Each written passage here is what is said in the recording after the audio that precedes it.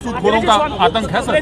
देखिए, अगर ये घटना बलिया में हुई है और जगह भी जब इस बात को लाया गया था सामने कि जब किसानों का कर्ज माफ हो रहा है तो सूदखोरों का कर्ज माफ कौन करेगा, ये सवाल उस समय भी उठा था।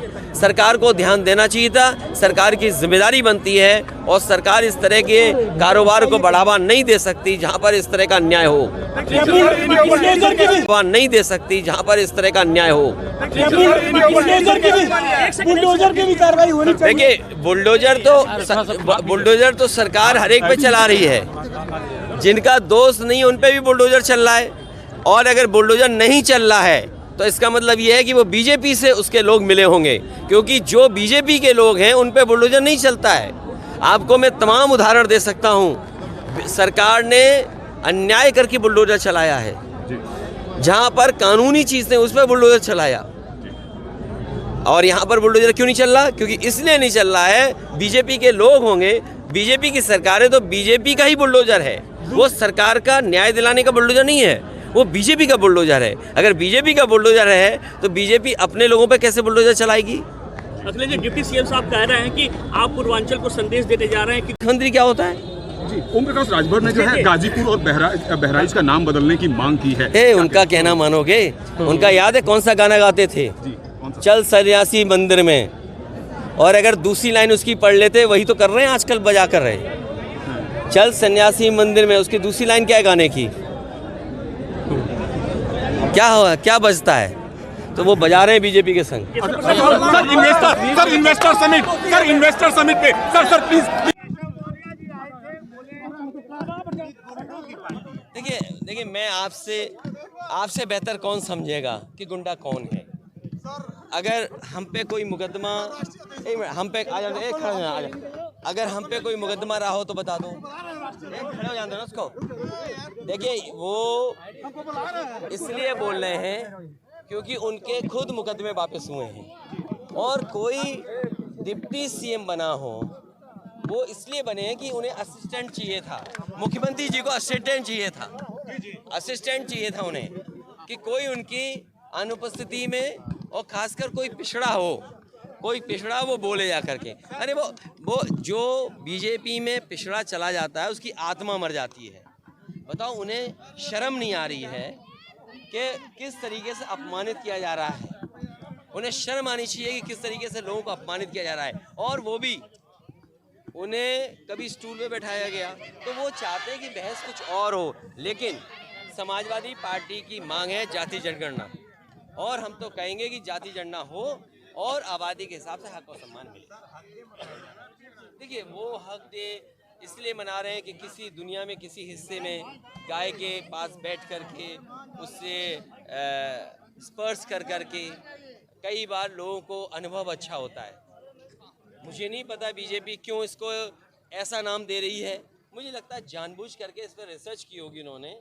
बिना रिसर्च किए ऐसा शब्द का इस्तेमाल करना ठीक नहीं है। हिंदी में भी तो नाम हो सकता था। यार, ये देश की नेशनलिस्ट पार्टी है, और नेशनलिस्ट पार्टी होने के बाद आप हिंदी में नाम नहीं ढूंढ सकते कुछ। अरे, गले मिलने की बात है, उसको छूने की बात है, स्पर्श करने की बात है। स्पर्श दिवस भी हो सकता था, गाय को स्पर्श करने का दिन हो सकता था, लेकिन हक दिवस? अरे भाई, बीजेपी वालों, कुछ तो सुधार दो अपनी भाषा में। देखिए, मुख्यमंत्री सूद की भाषा कभी नहीं बता सकते, क्योंकि मुख्यमंत्री जी बहुत लोगों को सूद समझते हैं। और मैं याद दिलाता हूँ, दो उदाहरण देता हूँ मैं आपको।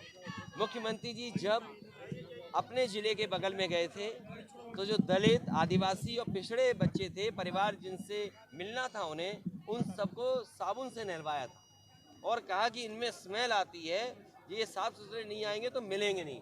और दूसरा उदाहरण देता हूँ मैं, किसी भी मुख्यमंत्री ने कालिदास माँ को गंगा जल से नहीं धुलवाया था। ये पहले मुख्यमंत्री थे जिन्होंने गंगा जल से धुलवाया।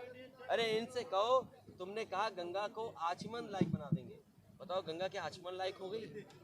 आप बनारस देख लीजिए या और हिस्से में देख लीजिए, इन्होंने गंगा जल से धुलवाया। अरे, इनसे कहो, तुमने कहा गंगा को आचमन लायक बना देंगे, बताओ गंगा क्या आचमन लायक हो गई? आप बनारस देख लीजिए या और हिस्से में देख लीजिए, नदियाँ कितनी गंदी बह रही हैं। और हो सकता है कुछ दिनों बाद ये गोमती नदी जो आपको काली काली दिखाई देने लगे। और काली गोमती होगी वो भी तो अंतर्गत गंगा में जा रही है। सर आपके ऊपर भी लगता है कि स्वामी प्रसाद मौर्य के बयान के पीछे सहकारी परिवार और अखिलेश यादव देखिए ऐसा केशव महाराज को देखिए वो मैं आपको फिर बता देता हूँ, बीजेपी कभी सामने नहीं आना चाहती। और बीजेपी से मैं कहूँगा, महाभारत का ज्ञान बहुत है ना उन्हें।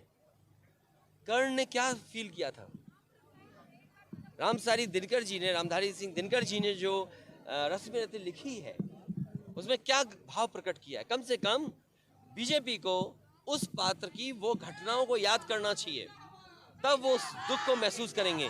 और ये मैंने कहा आपसे, ये जितने बीजेपी पिछड़े हैं सबकी आत्मा मर गई है।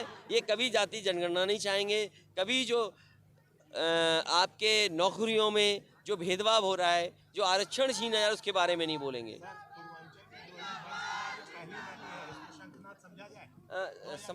मैं आपसे कहता हूँ समाजवादी पार्टी लगातार काम करती रहेगी और उम्मीद है कि जिस तरीके से लोकसभा पीछे जीते थे उसी से बेहतर परिणाम इस बार उत्तर प्रदेश में समाजवादी के पक्ष में आने वाला है। जो आज गठबंधन में दल हैं उनके अलावा कोई मुझे नहीं लगता गठबंधन में नया दल आएगा। इन्वेस्टर समिट में बहुत सिंपल है, आप टाई लगाइए, सूट पहन के एमओयू कर लीजिए।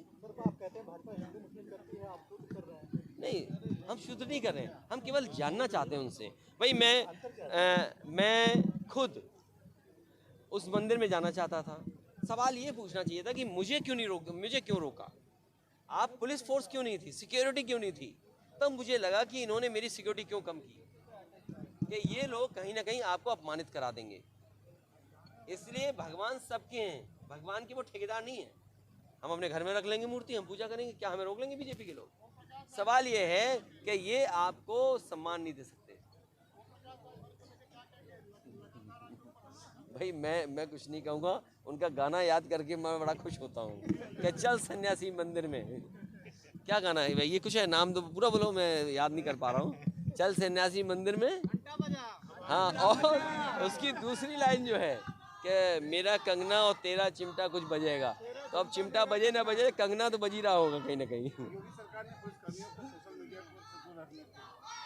ये देखिए, कुछ नियम तो ठीक हैं, कुछ नियम खराब हैं। Thank you.